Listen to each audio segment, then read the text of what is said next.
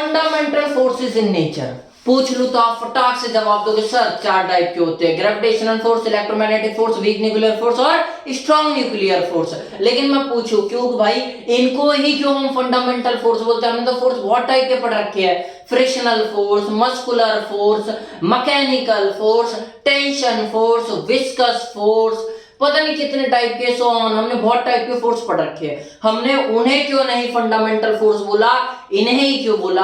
आज की क्लास में इसके बारे में डिस्कस करेंगे और बहुत सारी चीजों के बारे में डिस्कस करेंगे, जैसे प्रोटॉन। हमें पता है किसी भी एटम के अंदर न्यूक्लियस होता है, न्यूक्लियस के अंदर क्या होता है सर? 2 चीजें होती है, एक होता है न्यूट्रॉन और एक होता है प्रोटॉन। न्यूट्रॉन का तो समझ में आता है कि हाँ भाई ये न्यूक्लियस के अंदर रह सकता है क्योंकि ये न्यूट्रल पार्टिकल है। लेकिन प्रोटॉन कैसे है? पॉजिटिव पार्टिकल है। और आपको पता है जब सेम चार्जेस होते हैं, सेम टाइप के चार्जेस होते हैं तो रिपेल करते हैं। तो प्रोटॉन क्या होंगे? पॉजिटिव, तो रिपेल करेंगे एक दूसरे को। क्या करेंगे? एक दूसरे को धक्का देंगे, दूर भेजेंगे। तो अगर ये दोनों एक दूसरे को रिपेल करेंगे तो न्यूक्लियस को तो कोलैप्स हो जाना चाहिए, खत्म हो जाना चाहिए, फट जाना चाहिए, क्योंकि भाई प्रोटॉन सेम चार्जेस है। तो ये न्यूक्लियस के अंदर कैसे एक साथ एग्जिस्ट करते हैं इसके बारे में जानेंगे थोड़ा। क्या हम रेडियो एक्टिविटी क्या होती है, बीटा डीके, इसके बारे में थोड़ा सा ऊपर से जान लेंगे। और क्या जानेंगे? देखो बच्चे बहुत कंफ्यूज हो जाते हैं कि कई बार ना बोलते स्ट्रेंथ पूछ लेते हैं, किसकी? ग्रेविटेशनल फोर्स या किसी और की। तो स्ट्रेंथ में क्या होता है पूछ लेते हो, वो क्या करते हैं ना, वो 10 की पावर उसमें दिया होता है एग्जाम में 10 की पावर -39। तो अब नीचे एक और ऑप्शन दिया रहता है 10 की पावर -39 मीटर और किसी में सेंटीमीटर। तो बोलते यार यूनिट तो जरूरी है, यूनिट लगाते 10 की पावर -39 मीटर, जबकि यूनिट का कुछ काम ही नहीं है स्ट्रेंथ में। तो इसके बारे में थोड़ा फंडा क्लियर करेंगे। और क्या जानेंगे? हम रेंज के बारे में जानेंगे। मेन दिक्कत यही है, हमें फिजिक्स में जब भी फोर्सेस को पढ़ाया जाता है तो इनकी रेंज और स्ट्रेंथ सेम बता दी जाती है, यानी एक साथ बता दी जाती है, तो हम कंफ्यूज हो जाते हैं इसका और उसका मतलब क्या, स्ट्रेंथ और रेंज में क्या फर्क है, इस फर्क को जानेंगे। कोई भी 2 ऑब्जेक्ट है तो उनके पास मास है, अगर इनके पास मास है तो एक फोर्स लगता है इनके बीच, इनके मास की वजह से। मास मतलब इनके पास वजन है, तो इनके वजन की वजह से एक फोर्स लगता है किसी भी 2 ऑब्जेक्ट के बीच, उसी को क्या बोलते हैं? Gravitational force. ठीक है। अच्छा, इसके अलावा हम क्या डिस्कस करेंगे? हम डिस्कस करेंगे, देखो बचपन से आप पढ़ते आ रहे हो कि इलेक्ट्रोनेगेटिव पार्टिकल होते हैं, प्रोटॉन पॉजिटिव पार्टिकल होते हैं और न्यूट्रॉन न्यूट्रल। क्यों होते हैं भाई? हमें मानना ही नहीं है, हमें आज जानेंगे हम क्यों होते हैं। क्या एटम में प्रोटॉन, न्यूट्रॉन, इलेक्ट्रॉन के अलावा भी और कुछ होते हैं?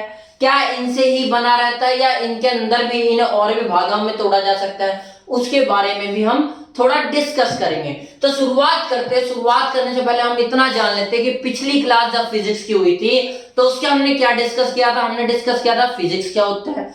तो फिजिक्स मैंने आपको बताया था 15th सेंचुरी में ग्रीक वर्ड से लिया गया है। ग्रीक वर्ड कैसा था? ऐसा था।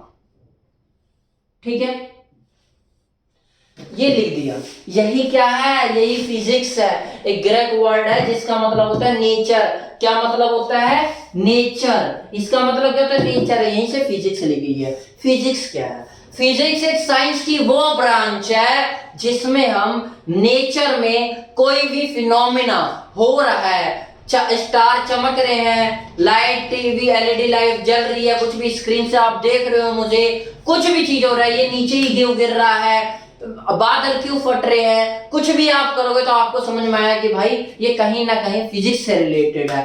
कोई नेचुरल फिनोमिना हो रहा है, कुछ भी हो रहा है, जैसे ये गिरा तो किसी ने ये तो नहीं कि भाई धक्का से दिया, नेचुरल फिनोमिना है, गिरना ही नीचे था, तो क्यों गिरा, कैसे गिरा, कितनी स्पीड से गिरा, ये सब कौन बताएगी? हमें फिजिक्स बताएगी इसके बारे में। तो हमें फिजिक्स पढ़ लिया। तो इसके अलावा हमने 2 कंसेप्ट बड़े इंपॉर्टेंट सीखे थे। कौन से कंसेप्ट थे? यूनिफिकेशन और रिडक्शनिज्म। यूनिफिकेशन क्या था? देखो ये नीचे गिर रहा है बार बार, इसे गिरू तो इसके भी ये भी नीचे ही गिरेगा, इसे गिरू ये भी नीचे ही गिरेगा। क्यों भाई?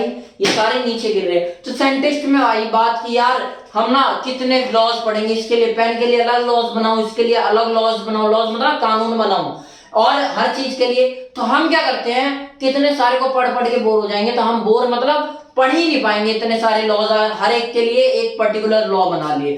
तो हम क्या करते हैं, कोशिश करते हैं कि कम से कम लॉज में सबको एक्सप्लेन कर दे।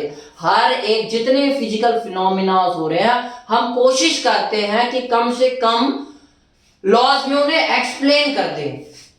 तो हमने इसी को क्या बोला, यूनिफिकेशन। यूनिफिकेशन क्या है कि बहुत सारी घटनाओं को सिर्फ कुछ लॉज के माध्यम से एक्सप्लेन करना। जैसे सन के अराउंड पृथ्वी चक्कर लगा रही है, अर्थ चक्कर लगा रही है, ये नीचे ही गिर रहा है।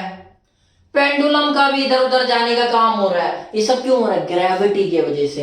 तो ग्रेविटेशनल फोर्स आया और इसने बहुत सारी चीजों को एक साथ एक्सप्लेन कर दिया।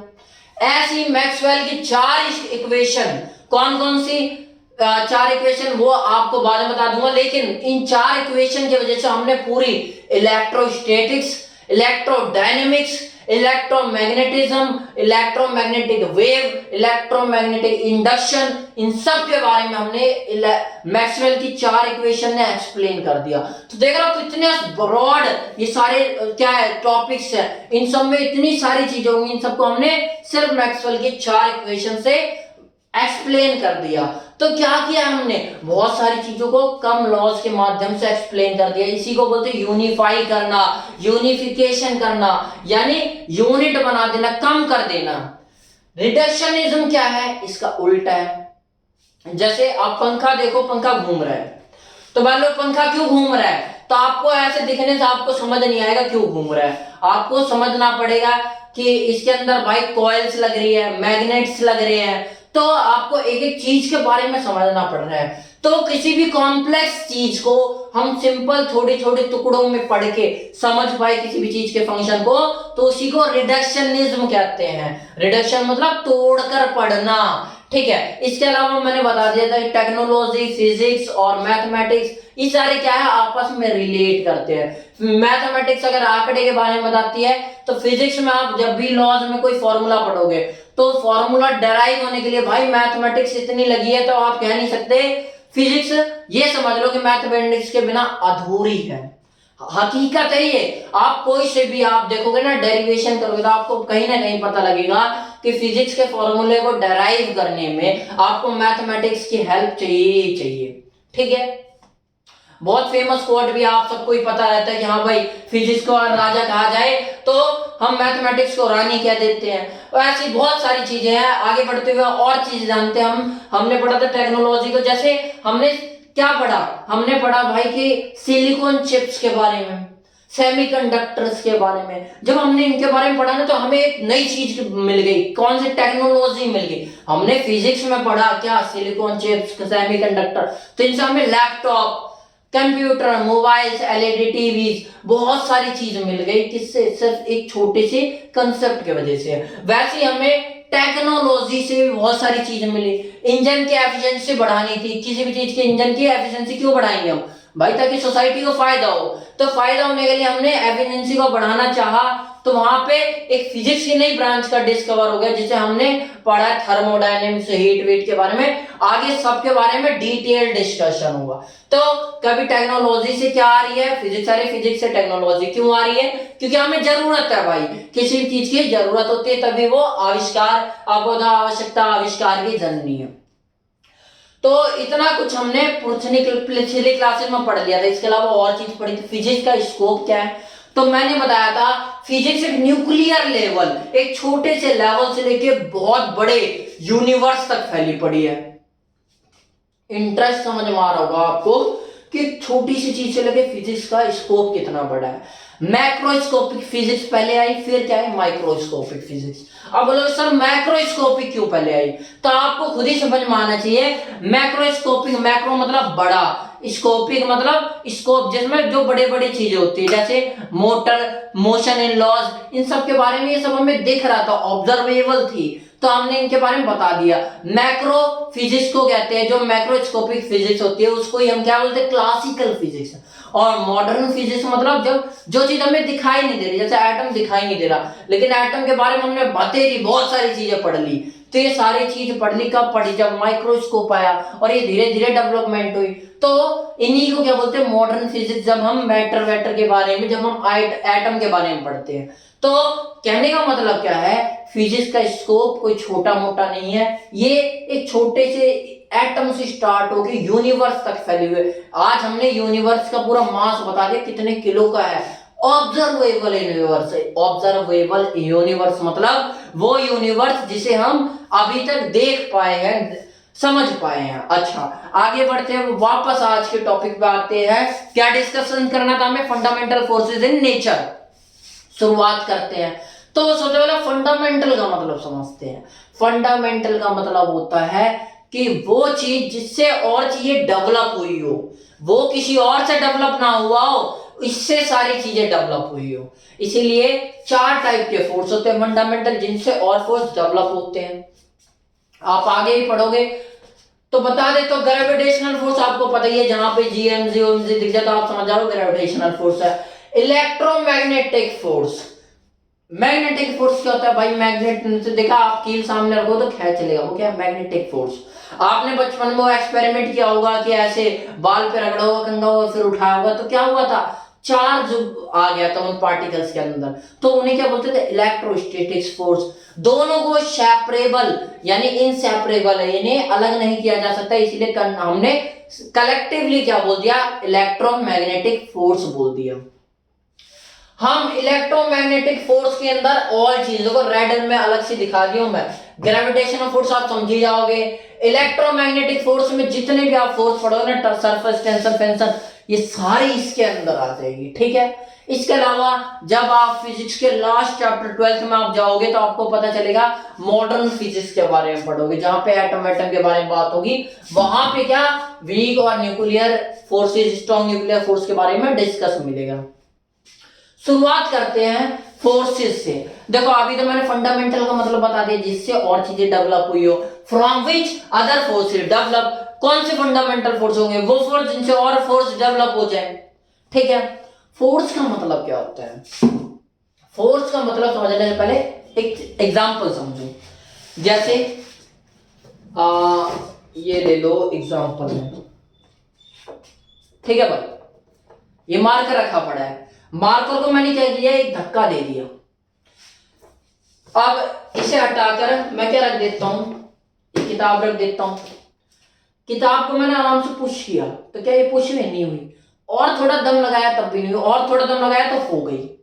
कहने का मतलब क्या है, मेरे हाथों में क्या थी, एनर्जी थी। सर ये एनर्जी की बात कहां से आ गई, आई ना, सारे एक दूसरे में रिलेट कर रहे, समझो।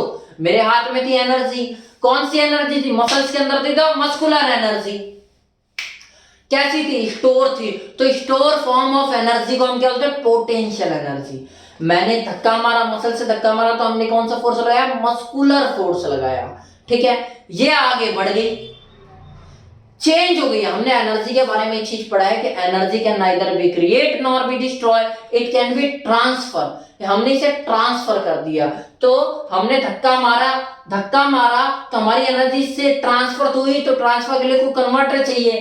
कन्वर्टर का काम यहाँ कौन कर रहा है, फोर्स कर रहा है। फोर्स क्या कर रहा है, एक तरीके कन्वर्टर का काम। हमने धक्का मारा तो हमारी एनर्जी ट्रांसफर हो गई।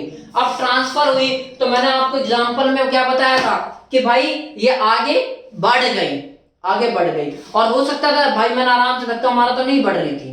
तो कहने का मतलब क्या है, एक बार एनर्जी में जब आगे नहीं बढ़ी तो हमारी एनर्जी लगभग वेस्ट हो गई। वेस्ट क्यों हो गई, क्योंकि ये क्या, जिस पोजीशन में था उस पोजीशन में रहना चाहता था, इसलिए इसका एफ नेट 0 रह रहा था, इसलिए ये आगे नहीं बढ़ी। और बढ़ने के लिए क्या होगा, हमने और ज्यादा फोर्स मारा तब जाके ये आगे गई। जब आगे गई तो वर्क डन हो गया, ये हमने सिंपल सा पढ़ा है। तो फोर्स क्या होता है, एक कन्वर्टर का काम करता है, अ वे ऑफ ट्रांसफरिंग एनर्जी। एक सोर्स है, एक तरीका है जिससे हम एनर्जी को ट्रांसफर करते हैं। फोर्स का काम क्या होता है, फोर्स लगने से क्या क्या हो जाता है आपको पता है। या तो किसी चीज के, जैसे कोई बॉल आ रही है, मैंने उसे किक किया, लात मारा, तो वो क्या होगी, एक जगह से दूसरी जगह चली गई। यहां से आ रही है, मैंने किक किया, लात मारा, तो इस साइड चलेगी, तो या तो डायरेक्शन चेंज हो जाएगा, या तो मान लो जैसे मान लो आटा पड़ा है, उस पर मैंने क्या किया, वो करते हैं ना भाई रोटी बनाने के लिए, तो मैंने एक घूसा मारा तो क्या हुआ, फोर्स लगाया तो उसकी क्या हुई, शेप चेंज हो गई। या फिर कोई बॉल जा रही थी यहां से और मैंने क्या किया, किक किया उसी डायरेक्शन में, डायरेक्शन तो चेंज नहीं होगी, पर जब मैंने किक किया तो इसकी स्पीड बढ़ गई। तो फोर्स की एबिलिटी क्या होती है, ये tends to change the direction, shape और स्पीड ऑफ एनी मैटर, किसी मैटर के शेप, डायरेक्शन और स्पीड को चेंज कर देता है। तो आई होप आपको समझ में आया होगा फोर्स क्या है, सिंपली पुश या पुल। ठीक है, अब आपको समझाता हूं मैं, आगे बढ़ता हुआ। फोर्स देखो दो टाइप के होता है, हमने बचपन से पढ़ रखा है, contact force, non contact force. Contact force क्या होता है, वो फोर्स जो कॉन्टैक्ट में आने के बाद काम करे। जैसे मैंने इसे धक्का दिया, ये आगे जा रही है, लेकिन इसके एक अपोजिट में फोर्स लग रहा है, जिसे हम क्या बोल रहे हैं, रगड़ा खा रहे हैं ना, ये रगड़े वाले फोर्स कहते हैं फ्रिक्शनल फोर्स लग रहा है। ठीक है, तो मैंने क्या बोला, ये कब लग रहा है फ्रिक्शनल फोर्स, जब टच में हो रही है। मैंने यहां से मस्कुलर फोर्स लगाया था, तो टच किया था तभी तो लगी थे। तो ऐसे फोर्स जिनका सीधा डायरेक्शन रिलेशन हो, यानी जब टच में आए तभी वो वर्क करे, तो उन्हें बोलते हैं कॉन्टैक्ट फोर्स। जैसे muscular force, mechanical force, frictional force etcetera, और सारी। इसके अलावा होते हैं नॉन कॉन्टैक्ट फोर्स। जैसे मैंने इसे ऊपर फेंका, फेंक रहा हूं, पर ये वापस नीचे आ जा रहा है। अब बोलोगे सर सिंपल सी बात है, ग्रेविटी खींच रही है, ग्रेविटी खींच रही है, पर क्या ये टच में आया है, किसकी ग्रेविटी, धरती की। क्या धरती का टच में आया, नहीं आया, फिर भी ये क्या कर रहा है, काम कर रहा है। ऐसे ही चुंबक को जब आप कील के सामने रखोगे तो कील को क्या करेगा, चुंबक खींच लेगा। तो क्या कील के टच में आया, टच में आने से पहले ये फोर्स वर्क कर गई, तो ऐसी फोर्सेस को क्या बोलते हैं, नॉन कॉन्टैक्ट फोर्स बोलते हैं। तो आई होप आपको बेसिक फंडा समझ में आया होगा। अब मैं आगे बताऊं तो आपको ज्यादा बेहतरीन तरीके से समझ में आएगा कि फंडामेंटल फोर्सेस ऑफ नेचर कौन कौन से हैं। आप समझ गए फंडामेंटल किसे कहते हैं और फोर्सेस किसे कहते हैं। अब हम समझते हैं ये कितने टाइप के होते हैं, 4 टाइप के होते हैं। मैंने आपको बता दिया, gravitational force, electromagnetic force, weak nuclear force और स्ट्रॉन्ग न्यूक्लियर फोर्स। इनमें से जो ये दो लास्ट वाले हैं, वीक न्यूक्लियर फोर्स और स्ट्रॉन्ग न्यूक्लियर फोर्स, ये हम फिजिक्स के एडवांस फिजिक्स, मॉडर्न फिजिक्स को पढ़ेंगे, तब पढ़ेंगे। इलेक्ट्रोमैग्नेटिक फोर्स से मैक्सिमम फोर्स डराइव हो जाएगी, जो आप आगे चल के जितनी फोर्स लगभग पढ़ते हो सारी की सारी। इसके अलावा ग्रेविटेशनल फोर्स डिस्कस करते हैं वन बाय वन। सबसे पहले डिस्कस करते हैं, मैंने बता दिया फोर्स इज अ कन्वर्टर। आगे बढ़ते हुए फोर्स में ग्रेविटेशनल फोर्स, कोई भी दो ऑब्जेक्ट है वो अपने मास की वजह से एक दूसरे को अट्रैक्ट करते हैं, इसी फोर्स को क्या बोलते हैं, ग्रेविटेशनल फोर्स बोलते हैं। ठीक है, ग्रेविटेशनल फोर्स में आप समझो कि ये यूनिवर्सल होती है। यूनिवर्सल होती है मतलब क्या है, यूनिवर्सल होती है मतलब कहने का है कि पूरे यूनिवर्स में फैली हुई है। तो एक बात और समझ में आई, सर यूनिवर्स में फैली हुई मतलब हमारे धरती से ऊपर ही स्पेस में ही फैली हुई, और स्पेस में क्या है, वैक्यूम है, कोई मीडियम नहीं है। तो अगर ये यूनिवर्सल फोर्स है तो क्या इन्हें मीडियम की रिक्वायरमेंट है, नहीं है। अगर होती तो स्पेस में तो इसे फोर्स होना ही नहीं चाहिए था, क्योंकि स्पेस में तो कोई मीडियम ही नहीं है। तो समझ में आ रहा है मैंने क्या बोला, यूनिवर्सल फोर्स है, आपको तुरंत अपने आप समझ में आना चाहिए कि भाई ये कैसी फोर्स है। Gravitational force is universal force, मतलब इसे कोई मीडियम की रिक्वायरमेंट नहीं है।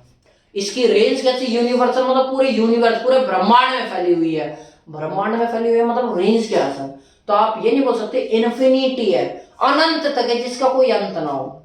अब बोलोगे इन्फिनिटी, देखो एक छोटा सा फंडा समझ लो, इन्फिनिटी जहां बोलते ना उसका मतलब ये नहीं होता कि उसका एंड नहीं होगा, उसका मतलब होता है इतनी दूर तक है कि हम मान लेते हैं कि उसका एंड नहीं होगा। जैसे एक चींटी के लिए मैं बोल दूं, मैं अभी फिलहाल गाँव हरियाणा में, मैं बोल दूं कि मेरा घर जैसे दिल्ली में, तो वहां पर क्या है भाई, चींटी के लिए दिल्ली जाना पॉसिबल है नहीं यार, जाते जाते उसका लाइफ स्पैन खत्म, मर आ जाएगी। तो हम सिंपल से कहने का मतलब क्या है कि हम बोल देंगे भाई वो कैसी है चींटी के लिए दिल्ली, दिल्ली कैसी है, इन्फिनिटी दूर है। कितनी डिस्टेंस है, क्या दिल्ली खत्म नहीं होगी, आ ही जाएगी, लेकिन चींटी के लिए क्या है, एक इन्फिनिटी, इतनी दूर है, बहुत बहुत दूर है। तो जब बहुत बहुत को हमें फिजिक्स की भाषा में बोलना होता है ना, तो हम इन्फिनिटी बोल देते हैं, क्या, इन्फिनिटी दूर है।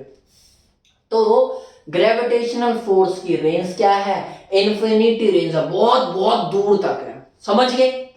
इसके अलावा मैंने क्या बताया आपको कि किसी मीडियम की रिक्वायरमेंट नहीं है। अच्छा, इसके अलावा और क्या चीज है ना, ये हमेशा अट्रैक्टिव फोर्स है, कभी रिपल्सिव नहीं होगी। जब भी ग्रेविटेशनल फोर्स की बात होगी तो ये मास की वजह से लगने वाला फोर्स है और हमेशा अट्रैक्टिव होगी, ठीक है। और देखो एक चीज और समझो, ये भी, अब ये जैसे दो मार्कर है, क्या इस पे एक दूसरे को ग्रेविटेशनल फोर्स लगा रहे, बिल्कुल लगा रहे भाई। लेकिन सर लगा रहे तो ये आपस में क्यों नहीं चिपक जा रहे, धरती पे क्यों गिर रहे हैं, क्योंकि इनके मास की वजह से, इन दोनों का मास क्या काफी हल्का है। मास जितना ज्यादा होगा उतना ग्रेविटेशनल फोर्स लगेगा। ग्रेविटेशनल फोर्स आप सबने पढ़ा होगा, क्या होती है भाई, जी m1m2 बाय आर स्क्वायर, ये हमने पढ़ रखा है। तो एक चीज समझते हैं, क्या बोला मैंने, ग्रेविटेशनल फोर्स जब बढ़ेगा जब मास बढ़ेगा, समझ रहे हो। और मास बढ़ेगा मतलब यार इन दोनों का मास, मास मतलब होता है वजन, इन दोनों का वजन बहुत कम है, तो सवाल ही नहीं उठता ये दोनों आपस में अट्रैक्ट कर ले। और बेशक इनकी क्या है, ये जो डिस्टेंस है नीचे की ये कम है, लेकिन मास बहुत कम है। अब इसके कंपैरिजन में सर धरती क्यों खींच ले रही है, आप कंपेयर करके देखो ना यार, इसका वजन और धरती का वजन, अर्थ का वजन इससे कितना ज्यादा है, बहुत बहुत मतलब लगभग इन्फिनिटी इतना ज्यादा है। जब इतना ज्यादा होगा तो ये फोर्स, जब ये मास बहुत ज्यादा हो जाएगा तो ये फोर्स भी तो ज्यादा हो जाएगी, तो एक दूसरे को अट्रैक्ट करेंगे, इसलिए ये हमेशा अट्रैक्ट करती है। जिसका ज्यादा मास वो उसे ज्यादा अट्रैक्ट करेगा। इन दोनों में अगर ये 1 किलो और ये 2 किलो होगी तो ये 2 किलो वाला ज्यादा अट्रैक्ट करेगा इसे अपनी तरफ। तो एक बात बताओ, अब आपको एक चीज समझ में आ गई होगी खुद ही कि ये नीचे जा रहा क्यों है। मैंने इसे छोड़ा तो ये यहां रुककर पृथ्वी ऊपर क्यों नहीं आ जा रही, धरती इसलिए ऊपर नहीं आ जा रही कि इसका धरती का मास बहुत ज्यादा है, बहुत ज्यादा है, ऑब्जर्वेबल है, इसलिए ये हमेशा पृथ्वी से खींच ले रही है, धरती से खींच ले रही है, ये धरती को नहीं खींच पा रहा। तो आपको समझ में आया ग्रेविटेशनल फोर्स क्या होती है, रेंज भी समझ में आ गया। एक चीज और समझो, क्या चीज, इसकी स्ट्रेंथ क्या होती है। स्ट्रेंथ में बहुत बच्चे कंफ्यूज हो जाते हैं, स्ट्रेंथ क्या एग्जाम में आ जाती है, ये स्ट्रेंथ है, या फिर दूसरे ऑप्शन में क्या दे देती है, इसमें सेंटीमीटर लगा के दे देती है, तीसरा ऑप्शन में मीटर लगा के दे देती है, किसी में नैनोमीटर लगा के दे देती है, बच्चा कंफ्यूज। तो क्या होता है, देखता है यार एक में तो कोई यूनिट ही नहीं है और 3 में यूनिट है, मतलब यूनिट वाली चीजें सही होगी। हमने पढ़ा शुरू से भाई, 2 थोड़ा बोलते 2 kg 2 मीटर ऐसे तो बोलते हैं, तो यूनिट लगा कर हमेशा हमारी आदत पड़ गई लगभग, तो बच्चा यही कंफ्यूजन हो जाता है, भाई स्ट्रेंथ में यूनिट नहीं देखी जाती। स्ट्रेंथ का मतलब कितनी ताकत से खींच रहे हैं।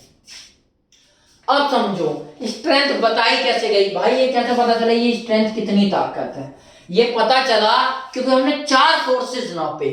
कौन कौन से, gravitational force, weak nuclear force, electromagnetic force और स्ट्रॉन्ग न्यूक्लियर फोर्स। मान लो क्या स्ट्रॉन्ग न्यूक्लियर फोर्स सबसे ये खींच रहा है, मान लो ये 2 है, प्रोटॉन प्रोटॉन, न्यूक्लियस के अंदर होते हैं प्रोटॉन और इनके बीच तो लगता है स्ट्रॉन्ग न्यूक्लियर फोर्स। तो समझो ये 2 चीजें, मान लो प्रोटॉन प्रोटॉन, ये खींच रहे, ये भी इसे खींच रहा है, ये भी इसे खींच रहा है, ये दोनों एक दूसरे को जिन ताकत से खींच रहे हैं, जिन ताकत से ये दोनों एक दूसरे को खींच रहे हैं, उस ताकत को मैंने बोल दिया भाई ये एक है, एक ताकत से इसे खींच रहा है, एक ताकत से। तो इसकी स्ट्रेंथ मैंने देखो ऐसे ही आपको पढ़ाने के लिए, ताकि आप याद भी करो, तो आपको इस तरीके से याद हो कि सबसे कमजोर ये है, इससे थोड़ा सा ताकतवर ये है, फिर इससे ताकतवर ये है और ये सबसे ज्यादा ताकतवर है।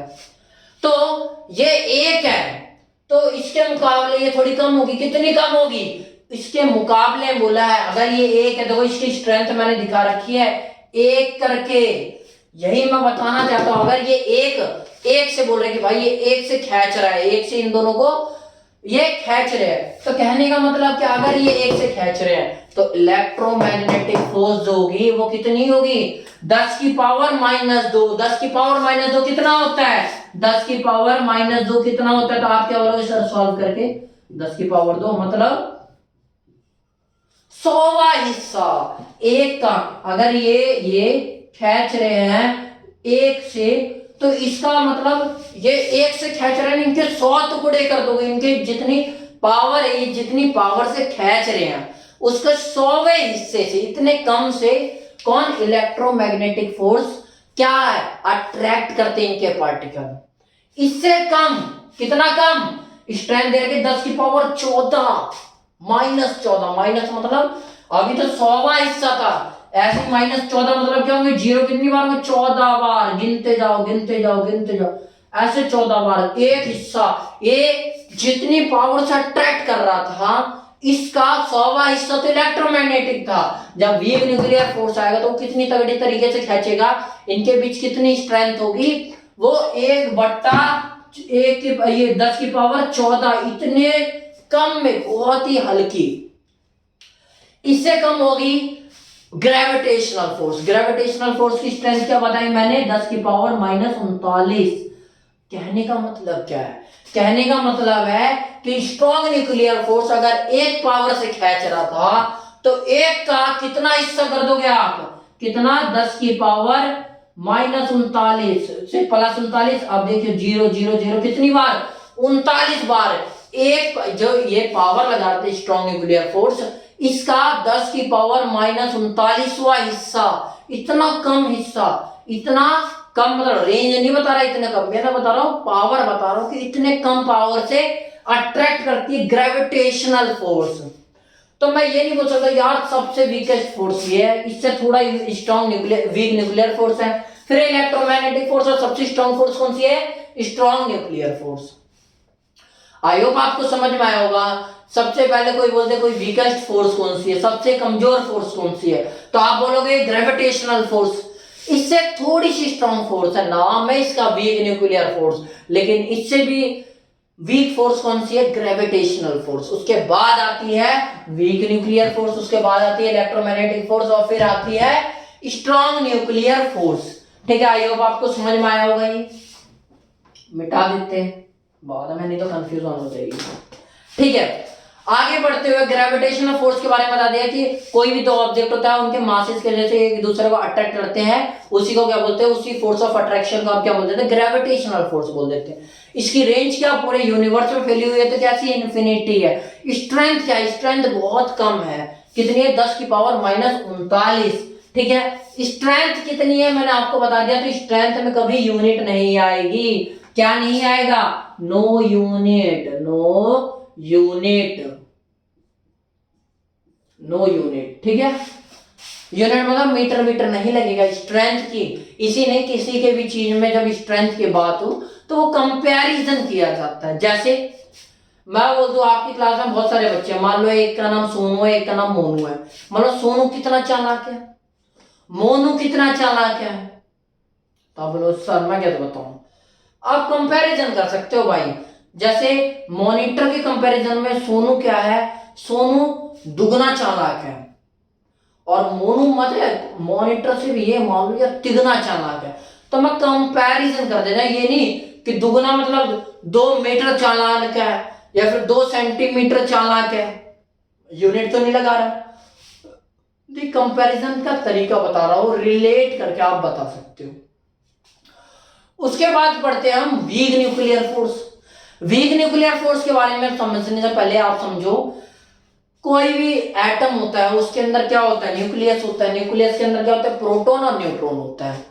प्रोटॉन न्यूट्रॉन हो गए तो जब ये सेम मात्रा में नंबर ऑफ प्रोटॉन और नंबर ऑफ न्यूट्रॉन जब सेम होंगे तब तो कोई दिक्कत नहीं है, स्टेबल है। लेकिन जैसे जैसे आप पीरियोडिक टेबल में आगे बढ़ते जाते हो, आप एटम्स को देखते जाते हो, जैसे जैसे उनका एटॉमिक नंबर बढ़ता जाता है, लगभग 83, कितना, 83, आप देखोगे ना इससे आगे के जितना एटम मिलेगा उनके अंदर न्यूट्रॉन ज्यादा होंगे और प्रोटॉन कम होंगे। जब इम्बैलेंस होगा तो क्या होगा, क्या होगा कि भाई न्यूक्लियस अनस्टेबल हो जाएगा, और जैसे अनस्टेबल होगा तो क्या होगा भाई, सबको स्टेबिलिटी चाहिए, हर चीज स्टेबिलिटी की तरफ दौड़ती है, तो एटम क्या करेगा, अपने आप को स्टेबल करने के लिए, अपने आप को स्टेबल करने के लिए कुछ रेडिएशन निकालेगा।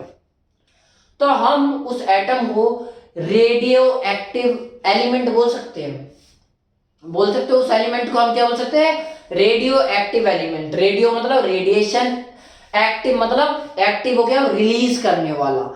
क्या करेगा जब, भाई देखो समझो बात को, एटम का न्यूक्लियस क्या था, जब 83 प्रोटॉन हो जाएंगे तो लगभग बहुत ज्यादा हो जाते हैं, तो 83 से क्या देखने को हमें मिलता है एक्सपेरिमेंट जब हम करते हैं कि भाई इनमें से रेडिएशन निकलना बाहर आ जाती है, तो इसलिए रेडियो एक्टिव एलिमेंट कह देते हैं इन्हें। इनके अंदर क्या होता है, जनरली कई बार क्या होता है, न्यूट्रॉन प्रोटॉन से ज्यादा हो जाता है और कभी प्रोटॉन न्यूट्रॉन से ज्यादा हो जाता है। ये रेयर केस में होता है, ये जनरली पाया जाता है। तो जो ये जनरली पाया जाता है इसे बीटा माइनस बीटा डी के बोलते हैं। क्यों बोलते हैं, क्योंकि इसमें से बीटा एक एटम, अभी रिएक्शन दिखाऊं, उनमें से बीटा निकलते हैं एलिमेंट, और इसमें क्या होता है बीटा माइनस कह देते हैं। ठीक है भाई, बस जस्ट सो कि ये अपोजिट इन नेचर है। ठीक है भाई, तो हमें क्या समझना है कि कोई भी एटम अपने आप को स्टेबल करने के लिए क्या करेगा, जब उसके अंदर ज्यादा न्यूट्रॉन हो जाएंगे और प्रोटॉन कम होंगे तो वो एक कोशिश नहीं करेगा क्या न्यूट्रॉन को क्या कर देंगे हम प्रोटॉन में कन्वर्ट कर देंगे। सर ये कैसी बात बोल रहे हो भाई, ये तो जादू है। प्रोटॉन, ये चीज समझ लो अच्छे से, प्रोटॉन भी न्यूट्रॉन बन सकता है, न्यूट्रॉन भी प्रोटॉन बन सकता है। जनरली क्या होता है कि जो न्यूट्रॉन होता है वो प्रोटॉन में कन्वर्ट हो जाता है जनरली। ठीक है, तो समझो बात को, कैसे हो जाता है सर, ये कैसे हो जाएगा, प्रोटॉन भैया दिख रहा है कुछ ऐसा है, न्यूट्रॉन दिख कुछ ऐसे रहा है, ये इसमें कैसे बदल जाएगा, ये इसमें कैसे बदल जाएगा, बताता हूं ना कैसे बदल जाएगा। समझो बात को आप, कैसे बदल जाएगा। देखो जो एटम होते हैं ना, आज आप एक चीज और जान लो कि एटम में सबसे छोटे पार्टिकल जो हम बोलते हैं ना कि इलेक्ट्रॉन प्रोटॉन और न्यूट्रॉन होते हैं, ये गलत बात है, इससे भी छोटे होते हैं, लेकिन हम इनके बारे में ज्यादा डिस्कस नहीं करते। कौन से, क्वार्क, एंटी क्वार्क, बहुत सारी चीजें होती है, बॉम्बोस, तो आपको इतना सारा नहीं जानना, बस इतना जानो कि जो प्रोटॉन होता है और जो न्यूट्रॉन होता है उसकी स्ट्रक्चर कैसी होती है।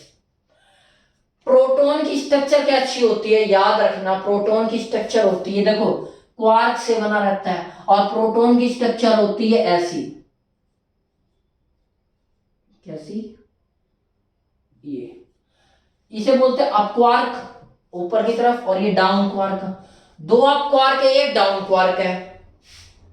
और न्यूट्रॉन के अंदर कैसी होती है, देख लो, न्यूट्रॉन के अंदर होती है भाई दो डाउन हो जाते हैं और एक अप क्वार्क हो जाती है। तो एक बात बताओ, अगर मुझे न्यूट्रॉन को प्रोटॉन बनाना है, न्यूट्रॉन को तो प्रोटॉन बनाते हैं जनरली, अगर इसे ये बनाना है तो प्रोटॉन के अंदर क्या कंडीशन होती है। सर प्रोटॉन के अंदर दो अप क्वार्क होते हैं और एक डाउन क्वार्क होता है। तो मैं एक काम करूं, इस वाले को खींच के यहां ले आऊं, ले आया, ले भाई ले आया, अगर ले आया तो ये गायब हो गया। इसके बदले मैं क्या करता हूं, इसको इधर भेज देता हूं, इसको इधर भेज, ले भाई डाउन क्वार्क को इधर भेज दिया।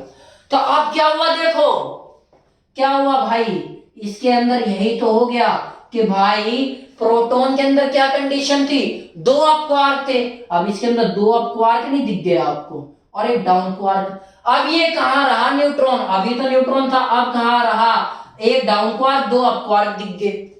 तो अब तो ये न्यूट्रॉन से प्रोटॉन बन गया है।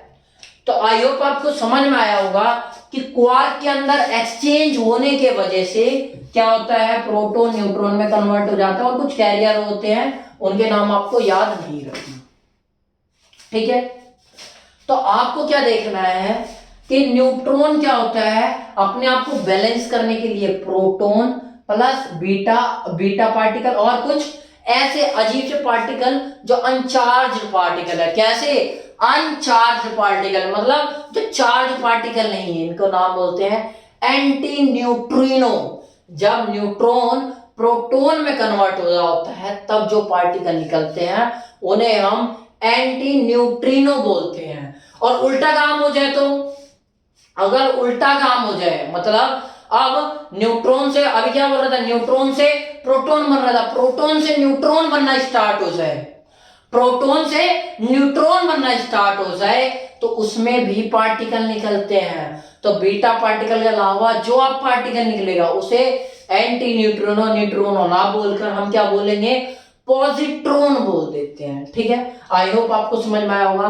तो ये जो पार्टिकल बीटा पार्टिकल और ये जो पॉजिट्रॉन निकल रही है, एंट्री न्यूट्रॉनो निकल रहे हैं, इनके बीच सामंजस्य है कि हाँ भाई इसके अंदर ये अप क्वार्क डाउन क्वार्क ये जो भी बने पड़े हैं, तो ये क्या आपस में बैलेंस बना के रखते हैं कि हाँ भाई ये ज्यादा हुआ या कम हुआ, कम हुआ तो इसके अंदर जाना है नहीं जाना। ठीक है, यही कौन वीक न्यूक्लियर फोर्स करेगा, क्या करेगा, इनको बाइंड करके रखेगा, इनको ये बाइंड करके रखेगा, देखता रहेगा। इसके अंदर मान लो अब चेंज करने की बारी है, तो ये क्या कर देगा, अपने इंटरेक्शन को ढीला कर देगा, ताकि अब ये क्या हो जाए, एक दूसरे में बदल जाए, ट्रांसफर होके न्यूट्रॉन प्रोटॉन बना ले और बैलेंस हो जाए इनकी संख्या। तो क्या करता है, keep the balance of proton and neutron. Proton क्या होते हैं मैंने आपको सिखा दिया, 2 अप क्वार्क 1 डाउन क्वार्क। ऐसे न्यूट्रॉन क्या होता है, 2 डाउन क्वार्क 1 अप क्वार्क। आपको ये चीजें मैं समझा चुका हूं। ठीक है, तो इसी को बैलेंस करने का काम कौन करता है, वीक न्यूक्लियर फोर्स काम करता है। इससे ज्यादा डीप में आपको बाद में पता चल जाए, जितना बताया अच्छे से समझ लो। नंबर ऑफ प्रोटॉन और इलेक्ट्रॉन को कैसे ट्रांसफर होंगे, बीटा डीके की कैसे कब होगा, इसमें इन दोनों के बीच जो काम कर रहा है फोर्स, उसे क्या बोल देते हैं, वीक न्यूक्लियर फोर्स बोल देते हैं। ठीक है भाई, वीक न्यूक्लियर फोर्स की रेंज क्या होती है, एटॉमिक लेवल से भी अंदर के एटम के अंदर भी जो सब एटॉमिक पार्टिकल होते हैं उस लेवल पे काम करता है। तो इसकी जो रेंज होती है वो रेंज होती है 10 की पावर कितनी, -16। तो आप एक चीज और समझोगे, सर अगर मैंने आपको बात की कि भाई एटम के लेवल पे ये रेंज हो रही है, ठीक है भाई, क्या बोला, एटम के लेवल पे ये रेंज हो रही है, मतलब 10 की पावर -16 मतलब 10 की पावर 1 16 2 से ऐसे 16 जीरो, एक का इतना छोटा सा हिस्सा। और मैं जब एटम के बारे में बात करूंगा तो एक जीरो काट देना, 10 की पावर 15 कर देना, थोड़ा तो ऊपर। अभी मैं बात कर रहा हूं एटम के एटॉमिक पार्टिकल के अंदर की बात कर रहा हूं मैं। तो एटम के एटॉमिक पार्टिकल के अंदर मतलब जैसे न्यूट्रॉन है, न्यूट्रॉन के अंदर क्वार्क एंटी क्वार्क इनके बीच है, और जब न्यूट्रॉन प्रोटॉन के बीच होगा तो ये तो थोड़ा बड़ी होगी बात, हो गई ना, थोड़ी सी बड़ी बात। तो जब मैं इसके अंदर क्वार्क एंटी क्वार्क वाली बात कर रहा हूं तो 10 की पावर -16 इतनी ज्यादा कम रेंज पे काम करता है, और 10 की पावर -15 जब एटम की बात आएगी। पूछूंगा थोड़ी देर में तो आपको बताना पड़ेगा। तो आपको समझ में आया सब एटॉमिक पार्टिकल की रेंज क्या है, स्ट्रेंथ क्या है। स्ट्रेंथ अभी ग्रेविटेशनल फोर्स की जाती है 10 की पावर -39, और इसकी क्या हो जाएगी 10 की पावर -14। किसके कंपैरिजन में, स्ट्रॉन्ग न्यूक्लियर फोर्स के कंपैरिजन में। आई होप आपको समझ में आया होगा वीक न्यूक्लियर फोर्स क्या है। आगे बढ़ के सीखते हैं हम इलेक्ट्रोमैग्नेटिक फोर्स। देखो मैक्सवेल ने बहुत सारी चीजें बताई, उनमें से एक चीज और बता दी थी कि भाई इलेक्ट्रिक फोर्स क्या होती है, अपने आस पड़ोस मैग्नेटिक फील्ड डेवलप करती है। और हमारे पास एक फैराडे नाम के साइंटिस्ट हैं, उन्होंने उल्टा बोल दिया था कि मैग्नेटिक फील्ड अपने आस पड़ोस इलेक्ट्रिक फील्ड प्रोड्यूस करती है। मतलब क्या, हमें एक चीज समझ में आया कि हम इन दोनों चीज को, इलेक्ट्रिक फील्ड और मैग्नेटिक फील्ड को हम सेपरेट नहीं कर सकते, इसलिए हमने कलेक्टिवली एक लॉ बना दिया, इलेक्ट्रोमैग्नेटिक फोर्स। क्या, इलेक्ट्रोमैग्नेटिक फोर्स, दोनों नाम हमने कलेक्ट करके बता दिए। ठीक है, वही चीज मैंने लिख रखी है आपको, फोर्स बिटवीन चार्ज पार्टिकल, दो चार्ज पार्टिकल है उनके बीच जो काम आते हैं उन्हीं को बोलते हैं इलेक्ट्रोमैग्नेटिक फोर्स। और इलेक्ट्रोमैग्नेटिक फोर्स में चार्ज बता दिया एट रेस्ट, जब चार्ज रेस्ट पे होता है तो इलेक्ट्रिक फील्ड प्रोड्यूस करता है, जो मोशन में होता है तो इलेक्ट्रिक मैग्नेटिक फील्ड दोनों प्रोड्यूस करता है, तो हम इन्हें सेपरेट नहीं कर सकते। तो इलेक्ट्रिक और magnetic field inseparable, that's why we called it, क्या कहते हैं हम, इलेक्ट्रोमैग्नेटिक फोर्स। हम इलेक्ट्रोमैग्नेटिक फोर्स के इलेक्ट्रोमैग्नेटिक फोर्स क्यों टर्म दे रखे हैं, इसका रीजन आई होप आपको समझ में आया होगा। इसके अलावा वही बात, उसकी रेंज क्या है, इसकी रेंज भी क्या है, सब आपको पता होगा। हाँ भाई, हम इन्फिनिटी से उठा के लाते हैं, आप पूरी इलेक्ट्रोस्टैटिक्स में यही पढ़ोगे। तो कहने का मतलब है इलेक्ट्रोमैग्नेटिक फोर्स, जो मतलब आप हर जगह पढ़ोगे, फ्रिक्शनल फोर्स, विस्कस, ये सारी क्या है, इन्हीं से डराई हुई है। तो ये एक तरीके से क्या है, इन्फिनिटी रेंज है, बहुत दूर तक की रेंज है, हर जगह मिलेगी तुमको। ठीक है, स्ट्रेंथ क्या है, स्ट्रेंथ याद रखना, ये स्ट्रॉन्ग न्यूक्लियर के कंपैरिजन में 100वां हिस्सा है, 10 की पावर -2 स्ट्रेंथ है इसकी। एक छोटा सा पॉइंट और कि ग्रेविटेशनल फोर्स में इसकी स्ट्रेंथ को कई बार कंपेयर करने वाले क्वेश्चन आए हैं, तो उनमें क्या बोलोगे 10 times of gravitational force. Gravitational force जो है उसकी स्ट्रेंथ है 10 गुना ज्यादा अच्छी स्ट्रेंथ है किसकी, इलेक्ट्रोमैग्नेटिक फोर्स की। ये कई बार कंपटीशन में क्वेश्चन आ जाता है। चार्ज पार्टिकल के बारे में और क्वेश्चन आ जाता है, जैसे कि भाई इलेक्ट्रॉन की खोज किसने की, तो इसके ऊपर बताता हूं आपको एक शॉर्ट ट्रिक। शॉर्ट ट्रिक कौन सी है, ईटा पर नाचे, क्या बोलोगे, ईटा पर नाचे। ईटा, ई मतलब इलेक्ट्रॉन, टी फॉर थॉमसन, यानी इलेक्ट्रॉन की खोज किसने की, थॉमसन ने की। पर नाचे, पर मतलब क्या होता है, मतलब प्रोटॉन, पर मतलब रदरफोर्ड, प्रोटॉन की खोज किसने की, रदरफोर्ड ने की। नाचे, ना मतलब न्यूट्रॉन, चे मतलब चैडविक, जेम्स चैडविक ने किसकी खोज कर दी थी, न्यूट्रॉन की खोज कर दी थी। तो आपको आई होप समझ में आया होगा, ईटा पर नाचे, ये याद करने का तरीका है, ईटा पर नाचे। इलेक्ट्रॉन की खोज किसने की, जे थॉमसन ने, और पर मतलब प्रोटॉन की खोज किसने की, रा मतलब रदरफोर्ड ने की। उसके अलावा क्या बच गया, नाचे, ना मतलब न्यूट्रॉन, न्यूट्रॉन की खोज किसने कर दी, चे मतलब चैडविक ने कर दी। तो ये याद रखना, ये शॉर्ट ट्रिक है। आगे बढ़ते हुए हम इलेक्ट्रोमैग्नेटिक फोर्स के बारे में पढ़ते हैं, स्ट्रॉन्ग न्यूक्लियर फोर्स। देखो एटम देखोगे तो एटम के अंदर आप क्या देखोगे कि, एक बार ये मिटा देता हूं, इजी रहेगा ना फिर।